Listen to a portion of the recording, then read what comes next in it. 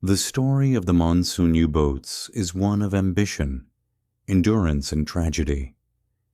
An episode of the Second World War that has remained in the shadows of the great battles of Europe and the Pacific. It was an attempt by Nazi Germany to extend the reach of its submarine fleet into the distant waters of the Indian Ocean, to strike at the arteries of Allied shipping, where defenses were thought to be weak. For the men who took part in it, it became not just a military campaign, but the longest and deadliest voyage of their lives. A journey that tested the limits of human endurance and revealed the fragility of the Axis alliance. By 1943, the U-boat war in the North Atlantic was turning into disaster for Germany. What had once been described as the happy times, when wolf packs could devastate Allied convoys with impunity, was now replaced by bitter losses. Allied aircraft, radar, sonar, and escort carriers had turned the tide. Each month brought new sinkings, not of merchantmen, but of U-boats themselves. The men of the Kriegsmarine submarine force began to feel that the Atlantic had become their grave. Admiral Karl Dönitz, who had staked so much of Germany's naval strategy on the submarine war, sought new opportunities. He needed a theater where Allied defenses were thinner, where German technology could still strike fear into enemy shipping. His gaze turned to the vast expanse of the Indian Ocean. The Indian Ocean offered both promise and peril. It was crisscrossed by vital shipping routes: oil from the Middle East to Britain, troops and supplies from India, convoys connecting Australia to Europe, and American cargoes moving through the Persian Gulf. Britain's empire depended on these sea lanes, and though they were defended, they lacked the dense concentration of escorts and aircraft that protected the North Atlantic. A German submarine presence there could disrupt the flow of supplies, harass convoys, and tie down Allied naval forces already stretched thin by commitments in Europe and the Pacific. But the distances involved were staggering.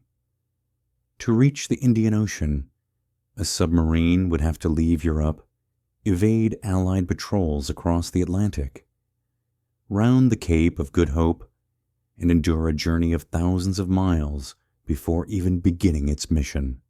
It was not just the distance that made the operation so daunting. Submarines needed fuel, spare parts, and bases. In Europe, U-boats operated from the massive concrete pens of Lorient, Saint-Nazaire, and Bergen, supplied regularly and repaired when damaged. In Asia, there were no such facilities, only what could be improvised with the help of Japan, Germany's uneasy ally. The Germans called their plan Monsun, after the monsoon winds of the Indian Ocean, which symbolized both the region they sought to dominate and the storm of submarine warfare they hoped to unleash.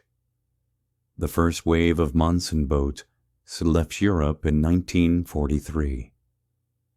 These voyages were among the most dangerous ever undertaken by U-boats. Boats departed in small groups, heavily loaded with fuel and torpedoes, sometimes carrying critical cargoes of technology or specialists destined for Japan. Each crossing was a test of luck. Allied air patrols stretched across the Atlantic, and hunter-killer groups prowled the seas. To be spotted by radar-equipped aircraft often meant destruction. Some boats never made it beyond the Bay of Biscay, destroyed almost before their voyage had begun. Others disappeared en route, sunk in the South Atlantic or off the coast of Africa, their crews swallowed by the sea far from any battlefield. Yet some survived.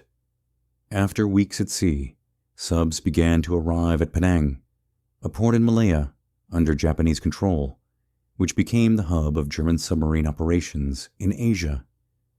For the men who staggered ashore, exhausted after their odyssey, the experience was surreal. Penang was a world apart from the gray ports of occupied France. Palm trees lined the harbor. The air was thick with humidity, and the faces around them were Japanese soldiers, local laborers, and colonial remnants rather than fellow Germans. The base was ill-prepared for the needs of the Kriegsmarine. Supplies were limited, spare parts scarce, and coordination with the Japanese Navy was often strained by differences in language, culture, and priorities. But for the Monsun U-Boats, this tropical outpost was now home. From Penang, Batavia in Java, and Singapore, the Monsun boats began their war in the Indian Ocean. At first, there was cause for optimism. Allied defenses were not as dense as in the Atlantic. Merchant ships still moved in relatively small convoys, or sometimes alone, and in the vastness of the ocean, there were opportunities to strike. German commanders reported sinkings of tankers and freighters, and Berlin trumpeted these successes as proof that the U-boat arm was still a potent weapon. For a brief time, the campaign seemed to offer hope, but the reality soon set in. The distances in the Indian Ocean were so great that each patrol was an ordeal. Crews spent months at sea, enduring the sweltering heat below decks, where temperatures often exceeded 40 degrees Celsius. Fresh water was rationed, food spoiled quickly, and the air inside the steel hull became thick and suffocating. Sailors sweated endlessly, their uniforms soaked, tempers fraying in the oppressive atmosphere. Illness spread easily, and the psychological toll of endless days without sight of land gnawed at the men. Unlike the cold seas of the Atlantic, which though brutal were at least familiar, the tropics seemed alien and unrelenting. Another problem was supply. To sustain operations across such vast distances, the Monsun boats depended on supply submarines, the so-called milch cows, which carried fuel, torpedoes, and provisions. These floating lifelines allowed attack boats to remain at sea far longer than otherwise possible. But the Allies, with their improved intelligence and air cover, hunted these supply subs relentlessly. One by one they were sunk, and with them, the Monsun boat's ability to function. A U-boat without fuel could not patrol, and without torpedoes, it could not fight. Each loss was a severe blow to the fragile campaign. As the months passed, Allied intelligence began to strangle the Monsun effort. Codebreakers at Bletchley Park, who had already cracked much of the Enigma traffic, intercepted messages between the German command and their far-flung submarines. Convoys were rerouted, traps laid, and hunter-killer groups dispatched to areas where U-boats were expected. The very distances that had once promised safety for the Monsun boats now became a liability. Isolated and cut off, the subs found themselves stalked by enemy aircraft operating from Ceylon, India, and Australia. No ocean seemed wide enough to hide from the growing reach of Allied power. For the crews, the Monsun campaign became a grim war of survival. Each patrol was less about victory and more about endurance. Tales spread among the men of boats that vanished without trace, of comrades lost in distant seas, of supply submarines that never arrived. Letters from home took months, if they arrived at all, and the sense of being cut off from Germany was overwhelming. Many sailors felt as though they had been forgotten, stranded in a theater of war that mattered little to the grand strategy of Berlin, but everything to their own survival.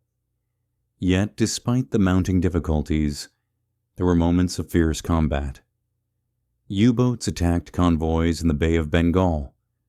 torpedoed tankers bound for the Middle East, and occasionally struck with devastating effect. But each success came at a high cost, and often the retaliation was swift and deadly.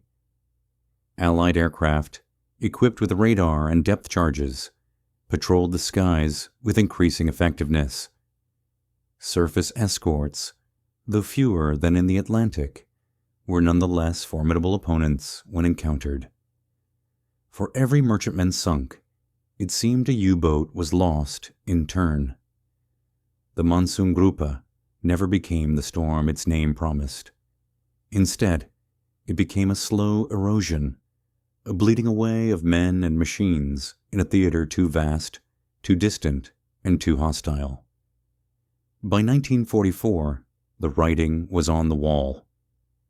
The Allies were advancing on all fronts. Japan was being pushed back in the Pacific, and Germany itself was reeling under the blows of the Eastern Front and the bombing of its cities. The dream of a joint German-Japanese submarine campaign to dominate the Indian Ocean had become a nightmare of attrition. By the end of 1944, the Monsun campaign had become a shadow of what the German Naval Command had once imagined. What had begun as a bold plan to extend the reach of the Kriegsmarine into the Indian Ocean, to threaten the arteries of the British Empire, and to tie down Allied naval power far from Europe, had instead become a slow and costly hemorrhage of submarines and men. The grand idea of a joint Axis submarine war in Asia had collided with the brutal reality of global warfare, the overwhelming superiority of Allied logistics, and the remorseless mathematics of attrition.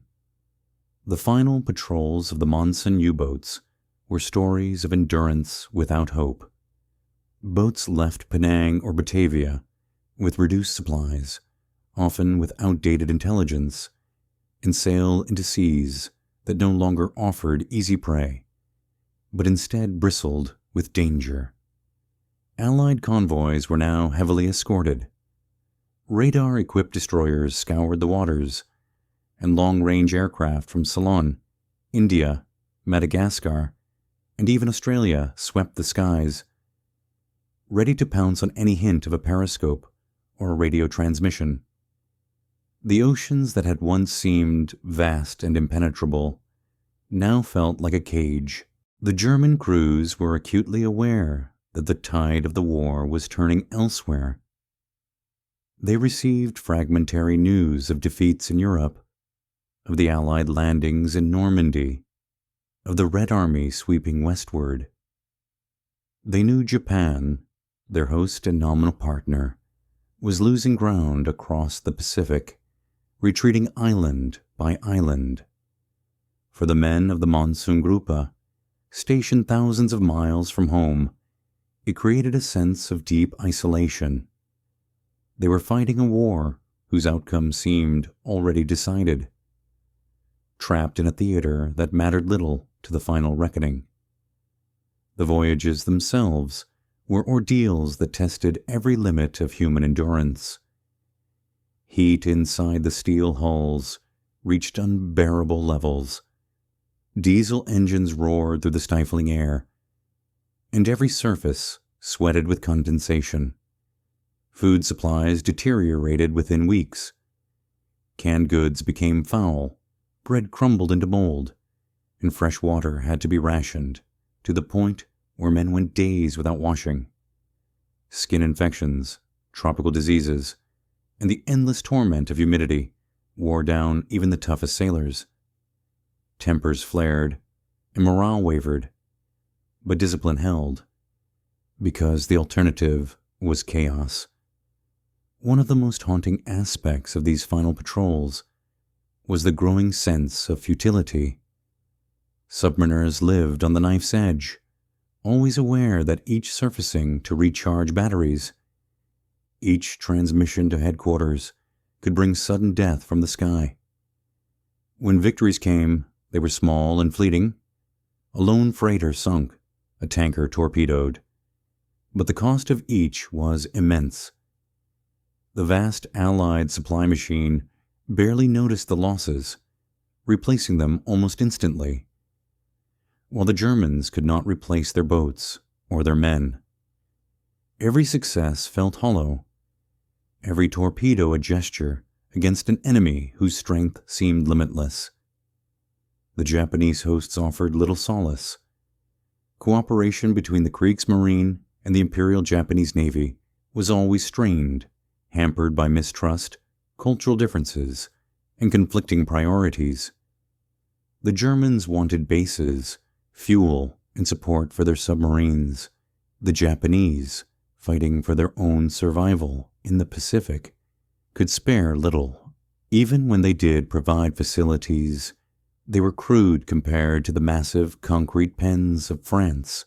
Repairs were makeshift, spare parts improvised, and German crews often felt like guests who had overstayed their welcome. The dream of a true Axis partnership at sea never materialized. By early 1945, the Monsun Gruppe was effectively finished. Few boats remained operational, and those that did were hunted relentlessly. Some attempted to return to Europe, braving the long voyage once more, but many never made it home. Others remained in Asia until the bitter end, trapped in ports that would soon fall to Allied advances. For the crews, the final months were marked by resignation. They carried out their orders, maintained their boats, and went to sea when commanded. But they no longer believed in victory. The best they could hope for was survival. When Germany finally surrendered in May 1945, the surviving Monsun U-boats in Asia were scuttled by their crews or seized by the Japanese and later the Allies. For the men who had lived through the ordeal, captivity was almost a relief, an end to years of isolation and fear. Many never returned home. Some had perished in distant seas, their graves the warm waters of the Indian Ocean. Those who did survive carried with them memories of voyages that seemed endless, of comrades lost without trace, and of a campaign that history barely remembered. The Monsun U-boats did not change the course of the war. They did not strangle Allied shipping in the Indian Ocean, nor did they create the disruption that Dönitz had hoped for. In the grand sweep of World War II, their impact was minimal, but their story remains important, not because of strategic success, but because of what it reveals about the war itself. It shows the desperation of a Germany already doomed, grasping for ways to extend the fight even as defeat loomed. It shows the endurance of men pushed beyond the limits of human resilience, surviving in conditions that bordered on the unbearable. And it shows the futility of a campaign waged at the far edges of the world, forgotten even as it unfolded. In the years after the war, the story of the Monsun Gruppe faded into obscurity. Historians focused on the Battle of the Atlantic, on the great carrier battles of the Pacific, on Normandy and Stalingrad. The Indian Ocean campaign seemed peripheral, its battles scattered across a vast sea where few witnesses remained. Yet for those who served, it was as real and as harrowing as any other front. Veterans spoke of the oppressive heat, the endless voyages, the comrades lost in distant waters. Some described the strange camaraderie with Japanese sailors. Others the loneliness of fighting a war so far from home. Today, when we look back at the Monsun U-boats, we see a story that is less about triumph and more about tragedy. It was the deadliest voyage, not because of the destruction it wrought on the enemy, but because of the toll it took on those who undertook it. Boats vanished into the deep, men perished thousands of miles from their homeland, and the campaign itself dissolved into the tide of history. The wrecks of some monsoon submarines still lie on the ocean floor, silent witnesses to a chapter of the war that time has nearly forgotten. But perhaps that is why the story should be remembered. It is a reminder of the global nature of World War II, of how battles were fought not just in Europe or the Pacific, but in every ocean and on every continent. It is a reminder of the lengths to which nations will go when pressed to the edge, and of the human cost of such ambitions. And it is a reminder that not all voyages end in glory. Some end in silence, in distant seas.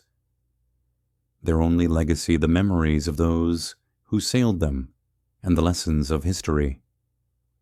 The Monsun U-Boats were Germany's deadliest voyage, not because they brought death to the Allies, but because they carried death to themselves. They embarked on journeys that stretched across the globe, endured hardships almost beyond description, and in the end achieved nothing but their own destruction. And yet, in their endurance, in their suffering, and in their sacrifice, they left behind a story that deserves to be told. A story of men caught in the vast machinery of war, sailing toward a destiny they could neither escape nor alter.